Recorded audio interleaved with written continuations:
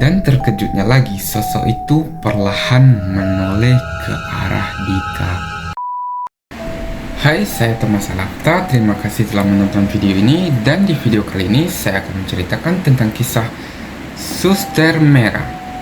Gimana kejadiannya? Langsung saja ke video.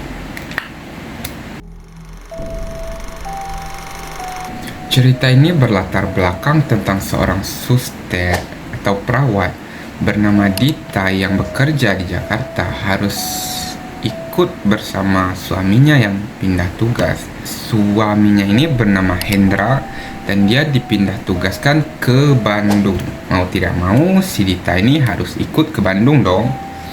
Ya, setelah menemukan rumah dan otomatis si Dita ini pengangguran.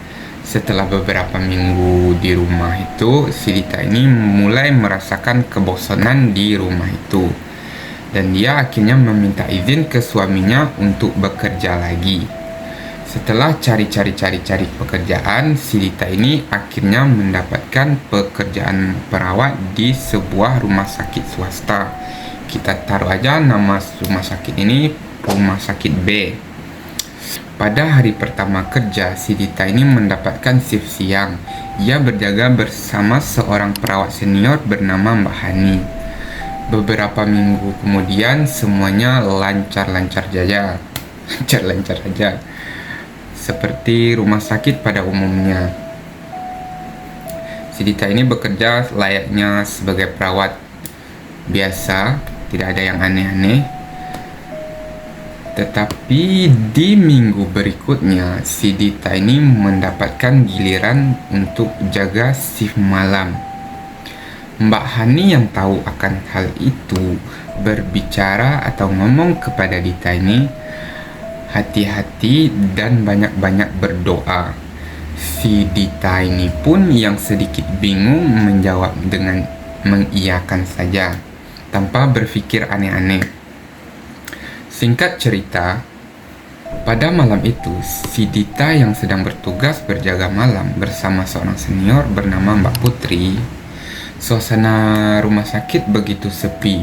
Tiba-tiba ada suara bel berbunyi dan si Dita ini pun bergegas ke kamar pasien. "Sus, saya mau buang air kecil," ucap seorang pasien dengan nada pelan terlihat lemah. "Sebentar ya Bu, saya ambil pispotnya dulu," ucap si Dita ini sambil bergegas ke ruang jaga untuk mengambil pispot. Ketika kembali, pasien itu terlihat tersenyum. "Sudah kok Sus, saya tadi dibantu sama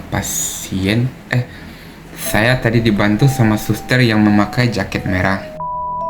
Saat kembali ke ruang jaga, si Dita ini pun bertanya kepada Mbak Putri. "Mbak Put, siapa sih perawat yang memakai jaket merah?" tanya si Dita ini dengan penasaran. Dengan sedikit kaget, Mbak Putri ini pun menjawab, "Emangnya ada apa?" Dan si Dita pun menceritakan hal yang dia alami sebelumnya. Mendengar perkataan si Dita tadi, Mbak Putri ini pun terlihat sedikit pucat. Dengan sedikit senyuman kecil, dia berusaha mengalihkan pembicaraannya. Melihat sikap Mbak Putri yang seperti itu, si Dita ini mikir bahwa ada sesuatu nih pikirannya. Mbak Putri ini mengajak Dita untuk minum kopi untuk mencairkan suasana yang canggung tadi. "Wih, enak nih," kata Dita. "Tapi kalau kita buat kopi, siapa yang jaga di sini?" Tanpa aba-aba, Mbak Putri ini langsung pergi. "Biar aku saja yang buat, kamu di sini saja." "Oke Mbak," kata si Dita ini sambil cengengesan. Tak lama berselang, Mbak Putri ini kembali dengan wajah ketakutan. "Nih, Ta, kopinya sedikit tumpah," ucap Mbak Putri. Si Dita pun yang penasaran akhirnya bertanya, "Ada apa Mbak? Kok ketakutan gitu?" ucap si Dita nih. Nggak apa-apa kok, diminum kopinya Ta," ucap Mbak Putri ini mengalihkan pembicaraannya lagi. Si Dita yang sangat penasaran pun ngomong, "Jangan bohong Mbak, kayaknya ada yang disembunyiin dari aku deh."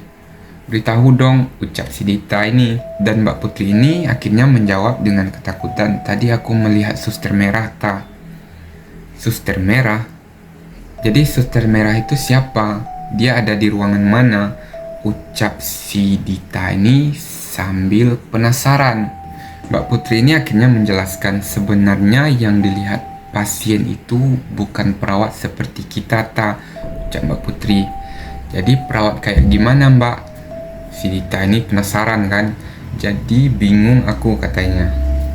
Suster merah itu julukan hantu untuk perawat yang menampakkan dirinya, kata Mbak Putri ini sambil ketakutan. Oh begitu, ucap si Dita ini dengan cuek. Si Dita ini orang yang gak percaya dengan hal yang begituan. Dan akhirnya malam pun berlalu. Setelah shift malam, si Dita ini berada di ruangan ganti bersama seorang teman. Saat sedang bermain HP, dia merasa ada seseorang yang memperhatikannya dari pojok. Setelah menoleh, dia melihat ada seseorang perawat yang duduk di pojok sambil melamun.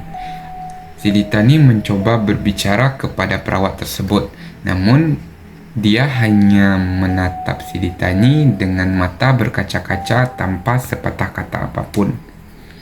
Jaket merah yang ia kenakan membuatnya teringat akan cerita tentang suster merah.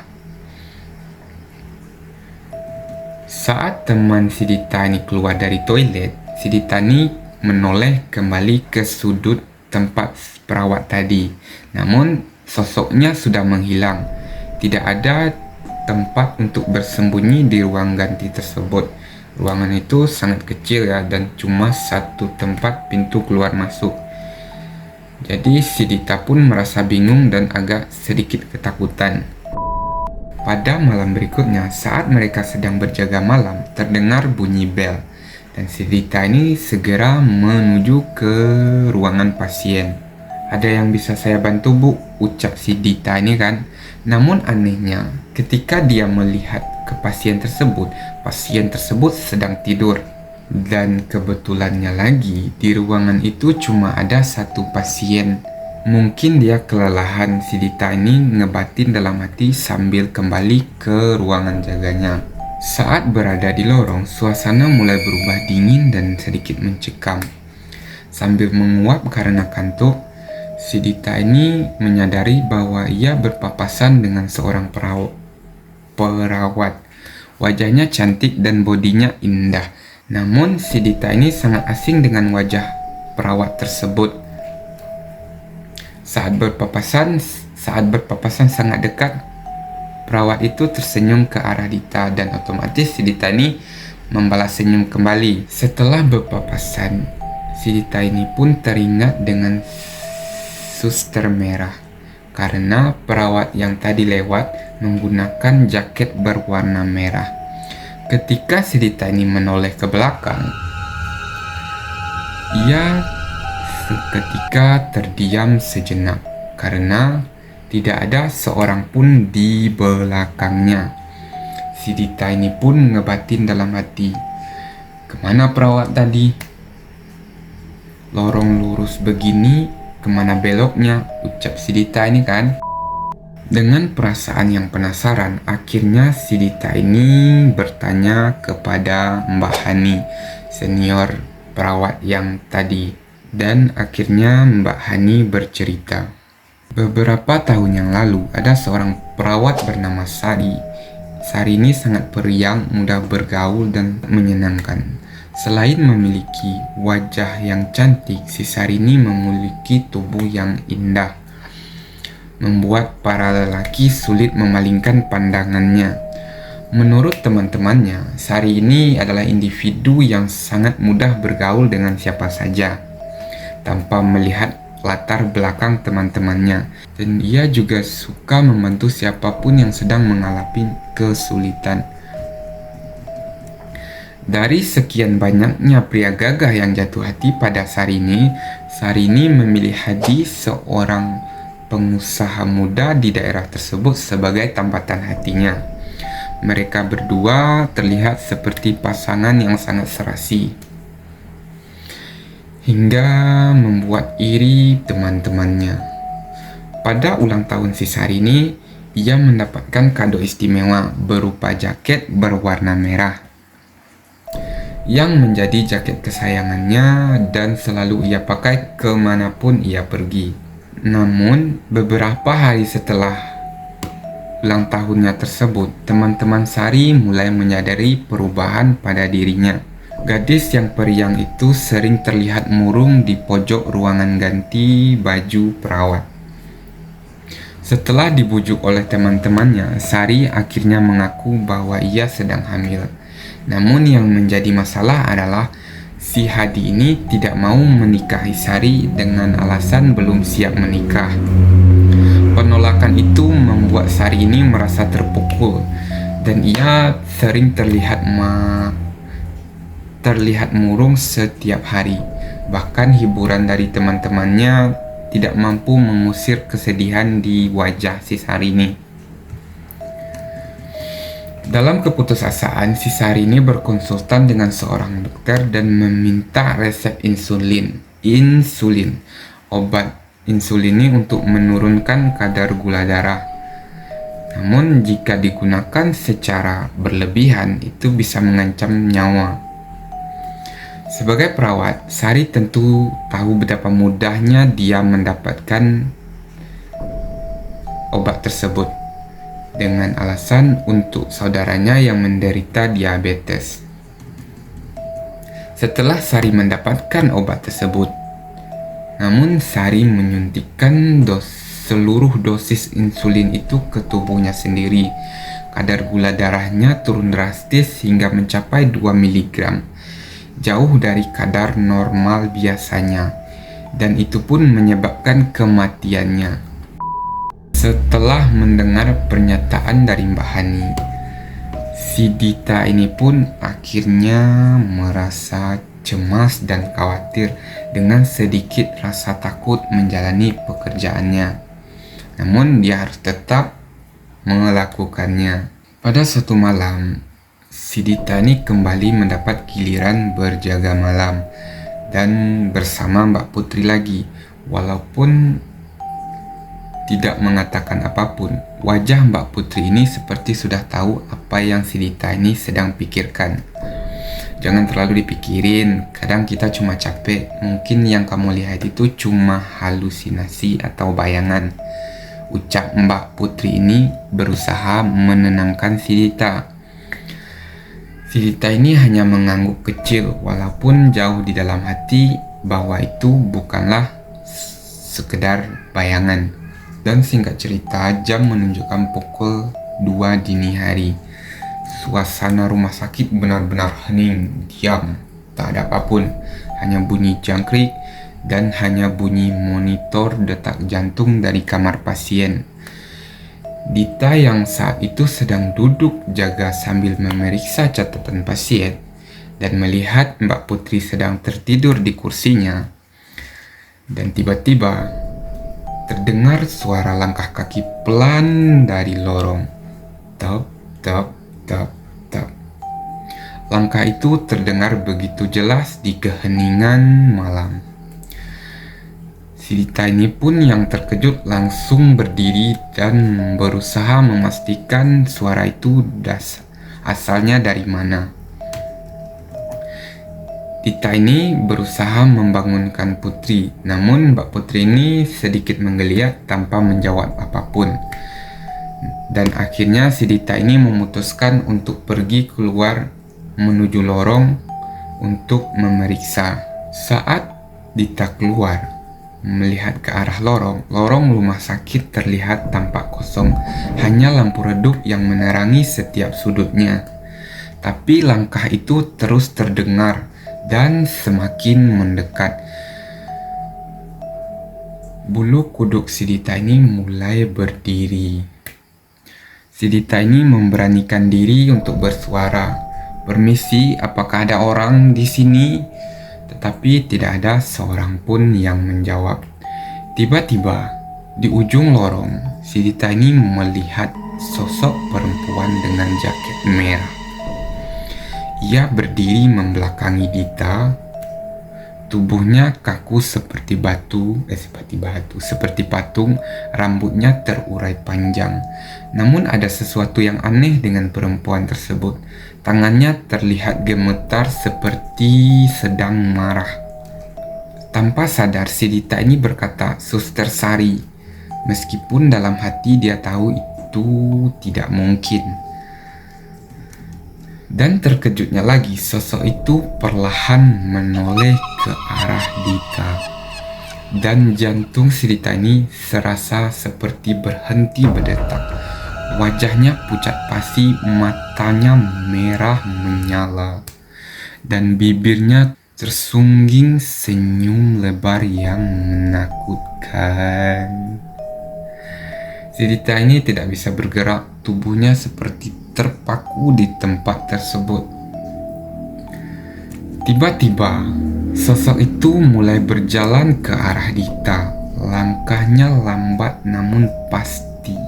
Suara sepatunya bergema di lorong itu. Si Dita ini serasa ingin berteriak, tetapi suaranya seperti tersangkut di tenggorokan. Dan sosok itu pun mulai berbisik dengan pelan namun dingin. "Suster, kenapa kamu di sini malam ini?" Suara itu menggema di kepala Dita. Si Dita ini berusaha memejamkan matanya, berharap itu hanyalah mimpi buruk. Tapi ketika ia membuka mata lagi, sosok itu sudah berada di depannya. Wajahnya semakin dekat dengan wajah si Dita ini, kayak gini. Si Dita ini bisa merasakan hawa dingin dari tubuhnya. Sosok itu pun berkata dengan pelan, "Bantu aku." Sebelum tubuhnya menghilang begitu saja di depan mata si Dita. Cus, hilang. Si Dita pun berteriak dan terjatuh ke lantai. Napasnya memburu. Mbak Putri yang menyadari pun berlari menghampiri Dita dari ruangan jaga. Wajahnya panik. "Dek, ada apa?" kata Mbak Putri ini sambil membantu si Dita ini berdiri. Si Dita ini tidak bisa berkata apa-apa. Dia hanya menatap kosong ke lorong yang kini telah sunyi kembali. Namun di lantai tempat sosok itu berdiri, si Dita ini melihat sebuah jaket berwarna merah tergeletak, seperti baru saja ditinggalkan. Si Dita ini berbisik pelan kepada Putri, "Dia di sini, Put," sambil menunjuk ke arah jaket tadi dengan gemetar. Putri yang melihat jaket tersebut pun terdiam sejenak, lalu menarik si Dita ini pergi menjauh. Sudah, ayo kita pergi ke ruang jaga. Jangan lihat ke belakang," katanya menenangkan si Dita ini dengan suara tegang. Akhirnya mereka berdua kembali ke ruang jaga. Malam itu menjadi malam yang panjang bagi hidup si Dita ini. Si Dita ini tidak bisa melupakan wajah kayak gitu. Ia tidak bisa melupakan wajah dari sosok tersebut. Dan yang lebih menakutkannya lagi, bisikan terakhirnya itu, "Bantu aku," katanya. Dan setelah kemunculan sosok itu kepada si Dita ini, dia tidak pernah lagi melihat sosok suster merah tersebut. Entah apa niatnya, kita juga tidak tahu. Ya, dan itulah kisah horor pada video kali ini. Jangan lupa like dan komen, dan jangan lupa subscribe untuk menunggu video saya selanjutnya. Dadah, thank you for watching.